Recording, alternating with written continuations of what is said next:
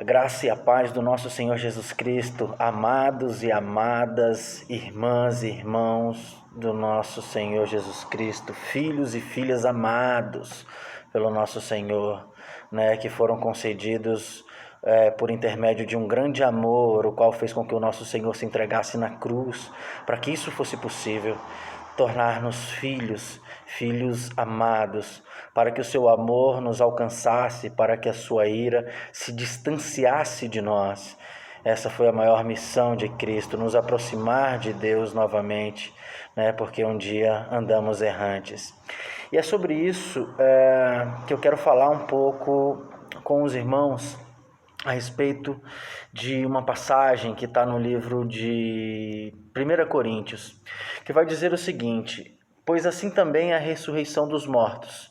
Semeia-se o corpo na corrupção e ressuscita na incorrupção. Semeia-se em desonra e ressuscita em glória. Semeia-se em fraqueza e ressuscita-se em poder. Semeia-se em corpo natural e ressuscita em corpo espiritual. Se há corpo natural, há também corpo espiritual, pois assim está escrito: o primeiro homem, Adão, foi feito alma vivente, e o último Adão, porém, é espírito vivificante. Mas não é o primeiro o espiritual, e sim o natural, depois o espiritual. O primeiro homem é formado da terra, é terreno, o segundo homem é do céu. Como foi o primeiro homem o terreno, tais são também os demais homens terreno, e como é o homem celestial, tais também os celestiais. E assim como trouxemos a imagem do que é terreno, devemos trazer também a imagem do que é celestial.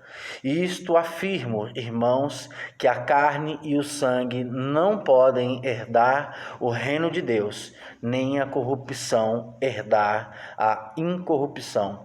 1 Coríntios, no capítulo 15, versículo 42 ao 50. Nós temos muitas vezes dificuldade de entender quais são as promessas de Deus, as verdadeiras promessas que o Senhor fez para nós. E isso é o que diz o livro de Eséias, no capítulo 4, no versículo 6, que diz que o meu povo, ele perece por falta de conhecimento.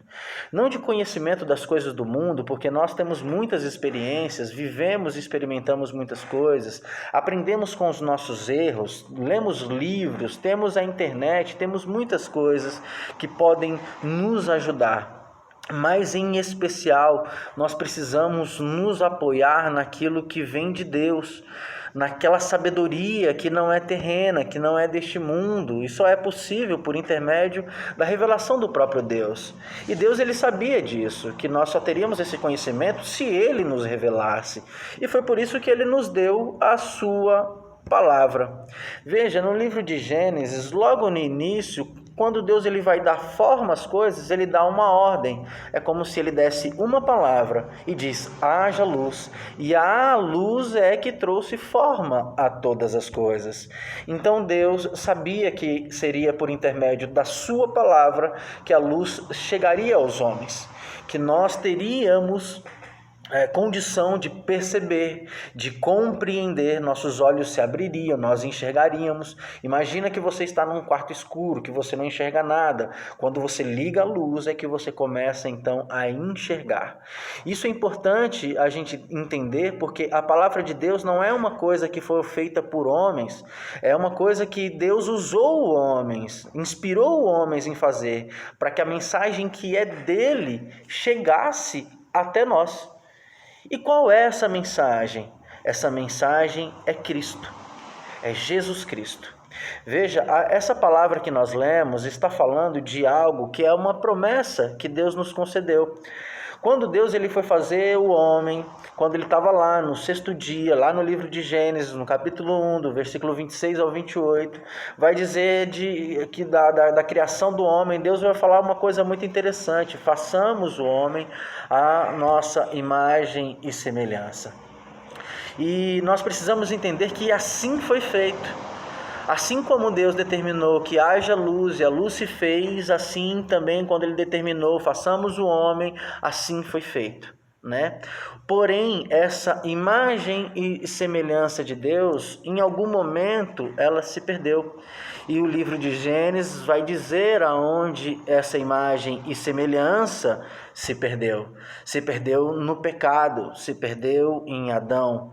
Então, Adão deixou, quando a Bíblia diz que ele morreu, quando a serpente fez uma promessa, fez uma afirmação, na verdade, a Adão e Eva, dizendo certamente, a Eva no caso, certamente não morrereis, porque ele não estava falando de uma morte física, porque o homem ele foi feito num corpo natural, né? O corpo natural padeceria, ele saberia disso, mas ele estava falando de uma morte espiritual, né? Ele saberia que o espírito não morre, né? O espírito é eterno, e o que o homem tinha era o Espírito de Deus. É o Espírito de Deus que nos faz imagem e semelhança de Deus. E quando Adão ele peca, quando Adão e Eva eles erram, eles desobedecem, eles caem naquilo que o inimigo tinha colocado no coração deles, eles perdem exatamente o espírito. É ali que eles morreram espiritualmente. Então eles viveram nesse mundo como pessoas naturais, vivendo daquilo que é natural, daquilo que é da terra. Por exemplo, o homem, essa palavra vai dizer que o homem ele foi feito da terra. Então, da onde que o homem se alimenta? O seu corpo natural, ele se alimenta daquilo que é terreno, daquilo que é da terra, daquilo que é plantado, os animais que a gente se alimenta hoje, que não era o que a gente se alimentava no princípio, né? Mas eles também se alimentam da terra. Então, a fonte de alimento do natural é a terra. O homem foi formado da terra. E é por isso que ele se alimenta muitas vezes da terra. É por isso que muitas vezes nós, os seres humanos, temos uma dificuldade muito grande em nos desvincular das coisas que são dessa terra, porque nós somos terrenos. Mas ele também vai dizer uma coisa muito importante, que não é o primeiro que é espiritual, e sim natural. Ele estava falando de Adão. E depois de Adão, depois de todo esse processo, Deus, por várias formas, tentou produzir filhos e filhas espirituais, mas ele não conseguia, né? Até Abraão, quando foi dado a ele uma missão, e Abraão se tornou alguém muito especial, porque as pessoas estavam formando pessoas à sua imagem, à sua semelhança. Veja, Adão teve filhos, e esses filhos, eles tinham a sua imagem. Eles eram seus filhos naturais, né? E foram tendo problemas de pessoas naturais, né? Foi por isso que Caim matou Abel e por aí foi. Quando a gente chega depois do dilúvio, veja que Deus ele vai dar a mesma ordenança que ele deu em Gênesis 1, que ele fala para o ser humano, sejam férteis, multipliquem-se. Ele vai dizer a mesma coisa para Noé. Por quê? Porque Deus ele quis sempre produzir filhos, frutos. Essa era a primeira missão, essa é a maior vontade que Deus tem. A vontade central de Deus é filhos, famílias para ele. A salvação está incluída nisso, né? A vida eterna está incluída nisso, mas a filiação é mais importante. É por isso que a igreja representa a família. Foi por isso que Deus, lá no livro de Apocalipse, ele vai usar a terminologia Jerusalém para a igreja, né? E essa Jerusalém também representa Sara, que era a esposa oficial e não a outra, e por aí vai. Então tem muita coisa por trás disso que simboliza, que representa aquilo que é a vontade de Deus, aquilo que está por trás do que os nossos olhos veem, do que os nossos olhos compreendem. E é por isso que Deus precisa nos revelar. E é por isso que Deus precisa nos instruir, e Ele tem nos instruído por intermédio da sua palavra. E ele vai dizer mais, ele vai dizer a Noé que ele precisa também se multiplicar e também produzir filhos e filhas. Mas Noé comete o mesmo erro, porque ele produz filhos naturais. E isso vai exatamente até Abraão. E Abraão foi o primeiro, então, a produzir filhos, mas não filhos de si mesmo, mas filhos espirituais por intermédio da fé. Da fé. A fé era o importante em Abraão. Foi por isso que Deus ele chama Abraão e fala assim: olha, esse filho que eu te dei aqui, não é esse o mais importante. O mais importante ainda está por vir. O mais importante são os outros, que são gerados pela confiança que você tem em mim, pela fé que você tem em mim, né? E isso o faria dele pai de multidões, porque se a gente fosse levar o pé da letra, falou, Deus falou que vai te fazer pai de multidões, como a areia do mar, né? Que a gente não pode nem contar, então Abraão teria que ter reproduzido muito. E ele reproduziu 2, na verdade, né? Mas um da sua esposa legítima, e o outro de Agar e tal, e toda aquela confusão. Que o de Agar representa exatamente o filho natural. Isaac representa um filho da promessa, de algo que era impossível, mas que era necessário crer para que aquilo acontecesse, né? Abraão precisava crer e confiar em Deus, por mais que ele estivesse velho, por mais que ele estivesse, a esposa dele não conseguisse ter filhos, né? Tivesse o seu ventre trancado, Deus teria condições, Deus prometeu a ele. Então, era um herdeiro da promessa e não da carne. A carne de Abraão não produziria isso. A promessa de Deus, a palavra de Deus, a determinação de Deus e a fé de Abraão, sim, produziria. Então nós precisamos entender que desde o princípio, Deus tem tentado sim fazer como no princípio homens criar para si filhos espirituais, homens espirituais. Mas no meio desse percurso nós temos sempre nos desviado, o homem sempre tem desviado, até Jesus Cristo. E Jesus Cristo, ele vem dizer uma nova coisa, ele vem nos trazer de novo aquilo que se havia perdido em Adão. Então, o primeiro homem era Adão e ele foi feito alma vivente, porque nós todos que vivemos, nós temos alma. Não significa que nós temos o Espírito Santo de Deus em nós temos alma, nós vivemos, nós recebemos a vida.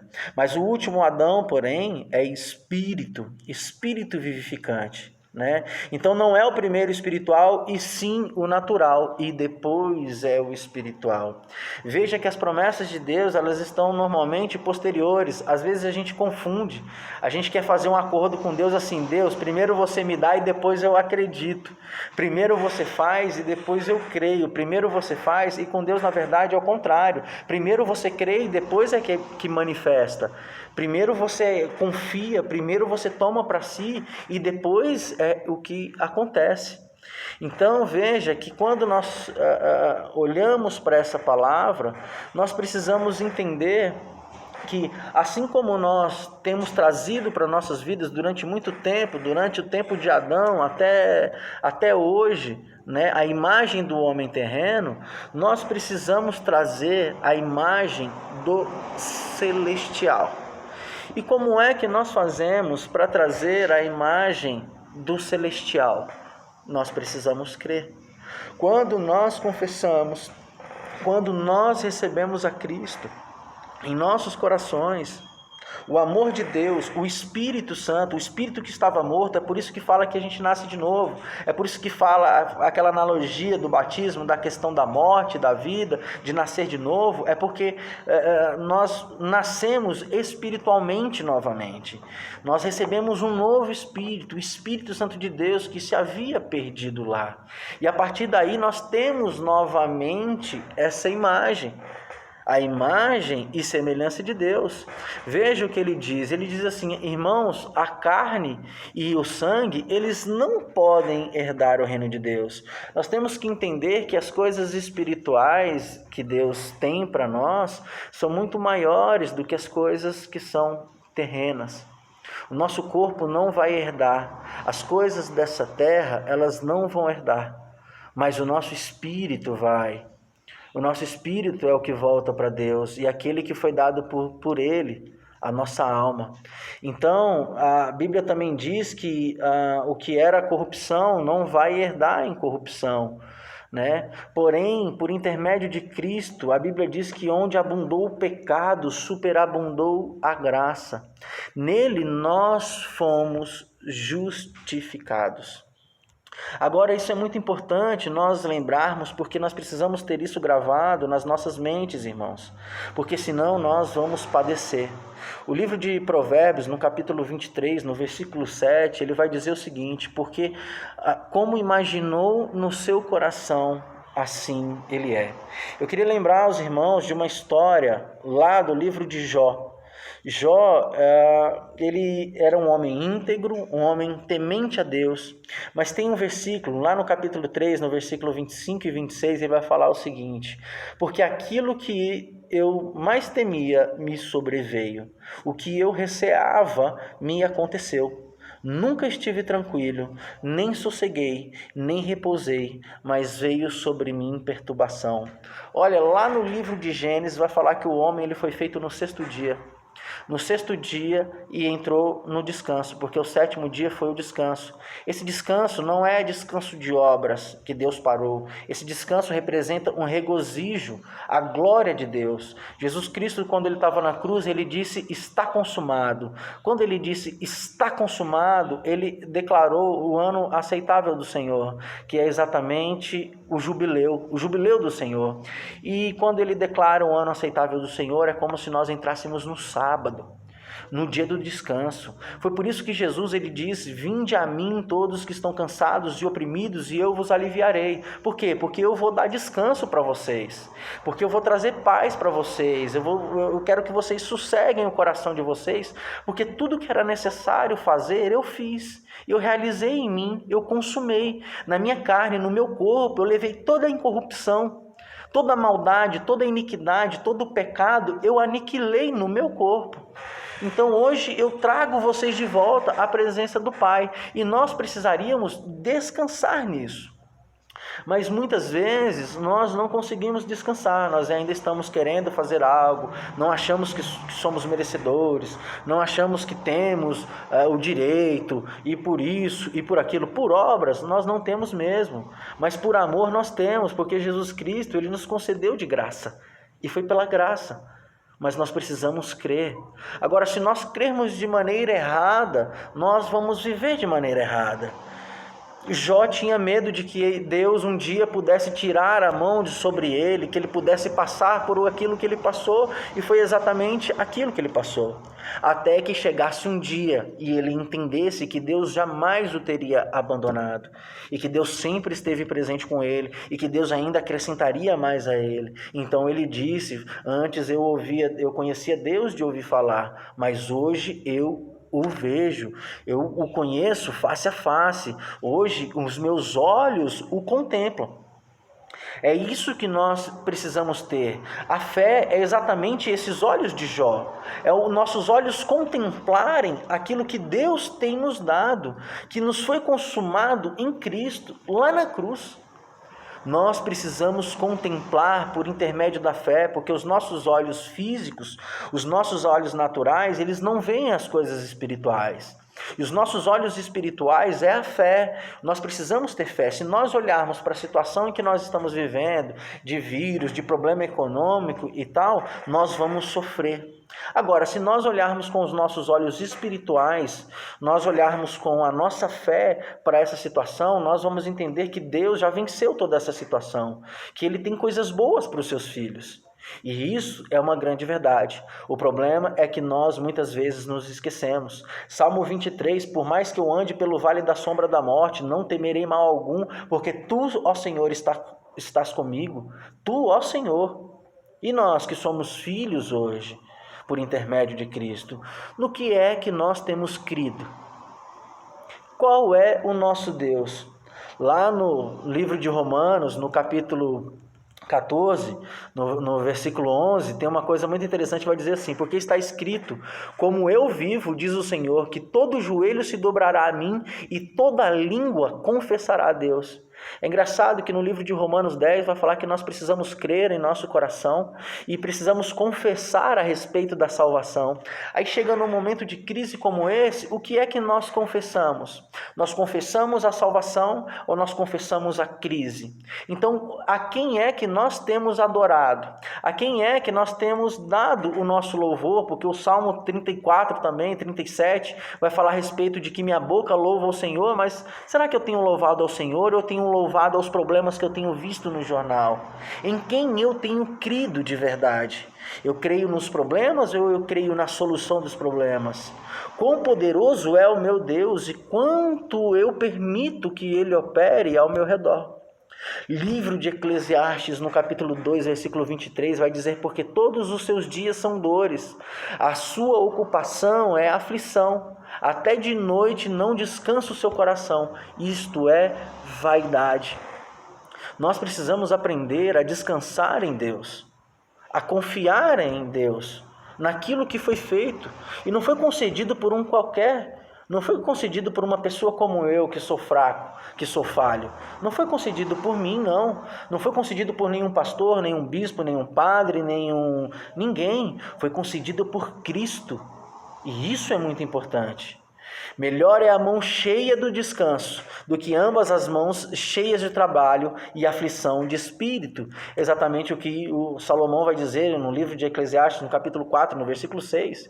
Porque essa é a verdade. Quanto nós temos nos enchido do descanso, da salvação, de Jesus Cristo, que Jesus Cristo é o sábado, Jesus Cristo é o descanso, foi em Cristo, foi na consumação da cruz, no está consumado, no tetelestai, que Deus descansou, que Deus teve gozo e prazer. Lembra que Jesus, quando foi ser batizado, Deus ele fala em alta voz: este é meu filho amado, em quem eu tenho prazer, em quem eu me deleito. Então Jesus é o sábado, lá de Gênesis, ele é o nosso descanso. Ele é a nossa fortaleza, Ele é o nosso baluarte, e nós precisamos estar com as nossas línguas confessando a Ele, porque senão nós vamos perder muitas coisas, irmãos. Nós temos perdido a nossa fé, né? E quando nós começamos a perder nossa fé, nós deixamos de orar, nós deixamos de buscar, ou muitas vezes, às vezes nem deixamos de buscar, de orar, mas oramos errado. Oramos a um Deus que precisa fazer algo. Deus, faça dessa maneira, Deus, faça desse jeito, Deus, faça daquele jeito, quando na verdade o que nós precisamos é dizer: Senhor, nós te agradecemos porque a forma como o Senhor realizou, como o Senhor consumou em Cristo, nos alcança, nos atende. O Senhor é o provedor, o Senhor já nos proveu o descanso e nós já entramos nesse descanso. Claro, as situações estão difíceis, Senhor, a tua palavra diz. Assim como o Senhor declarou, e se nós estamos em Cristo, nós somos feitos à tua imagem e semelhança. O Senhor disse que haja luz, nós queremos declarar nesse momento de crise a tua luz. Nós queremos declarar a paz, nós queremos declarar a cura, nós queremos declarar, Senhor, aquilo que está escrito na sua palavra. Jesus, numa oração, ele vai dizer: Pai, eu não peço que os tire do mundo, mas que os livre de todo mal. Então nós estamos vivendo uma situação, Deus não precisa acabar com a situação, mas nos livra de todo mal. Porque nós temos que entender que muitas vezes, nós não conhecemos a vontade de Deus. Lá no livro de Isaías 59, por exemplo, ele vai dizer que os meus planos são mais altos do que os seus, que os nossos sonhos são menores que os sonhos de Deus. Então nós não conhecemos na profundidade, né? Lá no livro de João, no capítulo 9, no versículo 2, vai falar de uma história de um cego, em que seus discípulos chegam com Jesus diante de um cego e falam: Senhor, quem foi que pecou, este ou os pais, para que ele nascesse cego? E Jesus vai dizer: nem ele, nem os pais deles pecaram, mas isso aconteceu para que fosse manifestado a glória de Deus. Então por que a gente não declara nesse momento que isso está acontecendo? Para que a glória de Deus seja manifestada na sua vida, porque as pessoas vão te ver curadas, você não vai pegar vírus, você não vai pegar nada, você vai passar glorificando a Deus por essa prova, e se pegar vai passar bem também, entendeu? Porque é para a glória de Deus, é para a honra do Senhor, para glorificar o nome do Pai e glorificar no Filho, né? Por que nós não conseguimos crer dessa maneira? Às vezes é necessário que a gente precise passar por algumas dificuldades para nós podermos voltar os nossos olhos para Deus. Lá no livro de Filipenses, no capítulo 3, no versículo 5, vai falar assim, olha, todos, pois, que somos perfeitos, tenhamos esse mesmo sentimento. E se porventura pensais de outro modo, também isso Deus vos esclarecerá. As igrejas, elas têm se perdido, nós, os irmãos, estamos confundidos, crendo cada um numa coisa, crendo cada um numa doutrina diferente, e nos esquecemos daquilo que é o essencial, daquilo que é a verdade, daquilo que está escrito na palavra de Deus e daquilo que foi prometido para nós. Veja, Deus fez uma promessa para Abraão e ele cumpriu. Se você ler a Bíblia, você vai ver que não tem nenhuma promessa que Deus não tenha cumprido. E daqui a pouco, para encerrar, eu vou ler a última promessa que Deus tem para a sua vida, né? Para esse momento. A última não, tem várias, mas eu vou ler uma aqui, né? Então a gente precisa de ter confiança. Olha só o que diz o livro de Tiago, no capítulo 1, no versículo 26. Se alguém entre vós cuida ser religioso e não refreia a sua língua, antes engana o seu coração, a religião desse é vã. Não adianta nada nós dizermos que somos cristãos e não acreditarmos naquilo que foi feito por Cristo. E não conhecemos aquilo que foi feito por Cristo. Essa religião é vã. Nós vamos ser, no máximo, um religioso. Na verdade, nem somos religiosos. Como diz a palavra, cuidamos ser. Achamos que somos, mas não somos.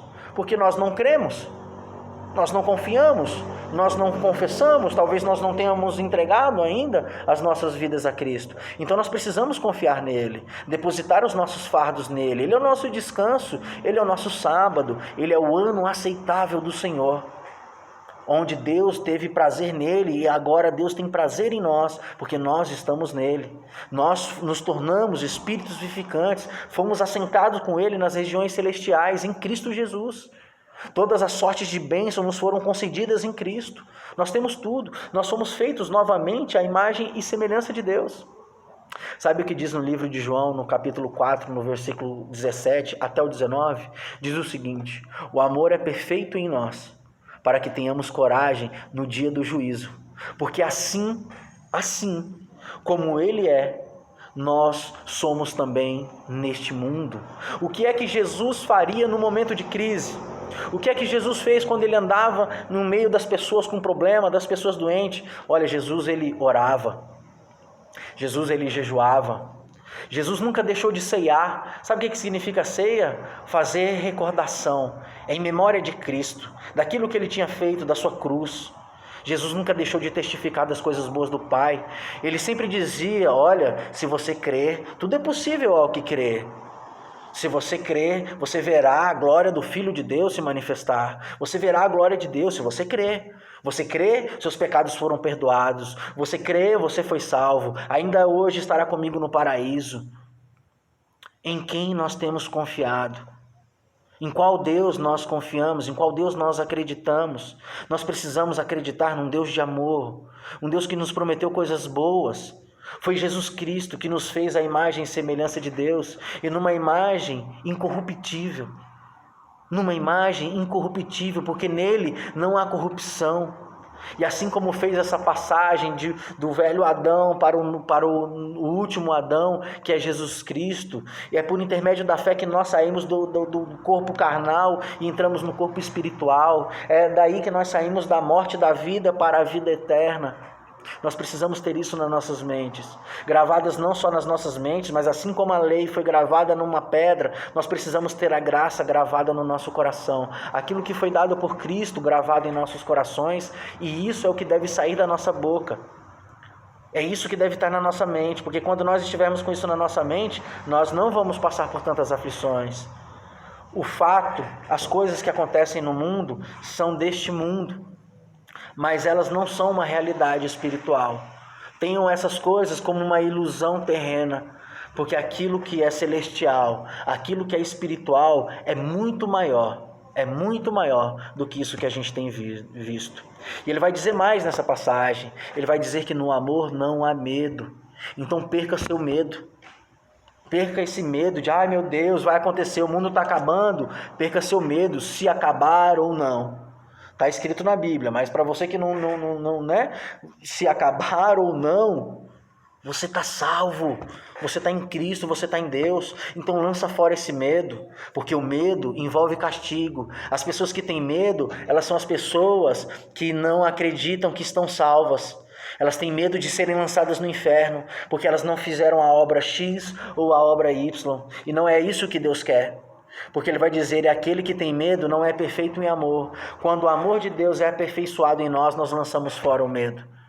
E olha o que ele diz, nós o amamos porque ele nos amou primeiro, então nós precisamos crer que esse amor é que cresce em nós, é ele que alimenta esse amor em nós, é ele que cresce em nós. Mas se nós deixamos o nosso medo ser maior do que o amor dele, é porque talvez não conhecemos o amor dele. E aí é onde nós muitas vezes erramos, e é por isso que muitas vezes nós não conseguimos confiar naquilo que Deus tem dado. Então eu queria deixar para vocês, irmãos, uma última palavra, que está lá no Salmo 91, para finalizar. Vou tentar ser o mais rápido, que eu sei que os irmãos ainda vão fazer aquela oração, né, que a irmã Janete colocou aí para a gente fazer. Então diz o seguinte, aquele que habita no esconderijo do Altíssimo, a sombra do Onipotente descansará. Vocês conhecem esse salmo? Salmo 91, talvez um dos salmos mais lidos em todo o mundo, mas tem muita gente que lê, mas não acredita nele.